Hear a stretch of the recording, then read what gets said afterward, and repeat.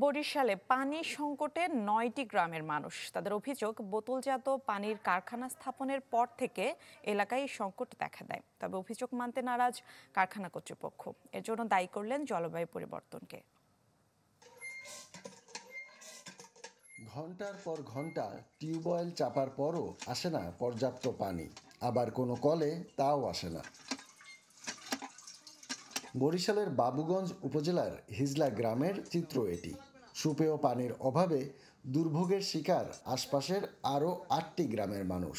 ২.৫ বছর ধরে ভূগর্ভস্থ পানি নিচে নেমে যাওয়ায় কলে পানি ওঠে না। স্থানীয়দের অভিযোগ, উপজেলার পাংশা এলাকায় একটি বেসরকারি পানির কারখানা স্থাপনের পর থেকেই পানি সংকটে পড়েছেন তারা। আমাদের টিউবওয়েলে পানি ওঠে না, অনেক কষ্ট। চাপতে গেলে ঘন্টার পর ঘন্টা চাপি, তারপরও পানি ওঠে না। ট্যাঙ্কিতে পানি উঠাবো, ওই ট্যাঙ্কিতে যে আমরা একটা পর্যাপ্ত পানি নেব, তাতেও প্রায় ৩ ঘন্টা ৩.৫ ঘন্টা সময় লাগে। পুষ্কুনি দিয়ে পানি টাইনে আনা লাগে।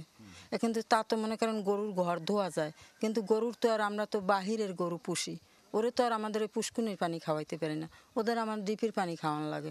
আমাকে মুরগি আছে ফার্মে, মনে করেন ৩,০০০ মুরগি পালি, একটু পানি পাইতেছি না, অনেক কষ্ট হয়। ২ বছরের মতো আমরা কোনো পানি পাই না। এখন ওই যে লোকজনে বলে আর কি, যে অমৃততে যে পানি তোলার পর থেকে আমাদের এই যে এলাকাবাসীর এই টিউবওয়েলের সমস্যা দেখা দিয়েছে। অভিযোগ মানতে নারাজ কারখানা কর্তৃপক্ষ। তাদের দাবি, বৈশ্বিক জলবায়ু পরিবর্তনই এর জন্য দায়ী। আর বিষয়টি নিয়ে সার্ভে চলছে বলে জানিয়েছে পরিবেশ অধিদপ্তর।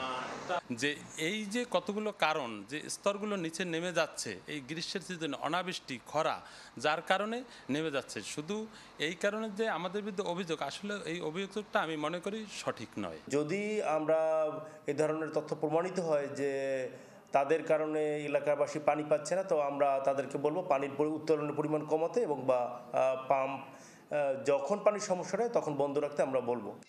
এই নিয়ে জেলা প্রশাসকের কাছে লিখিত অভিযোগ দিয়েছেন স্থানীয়রা।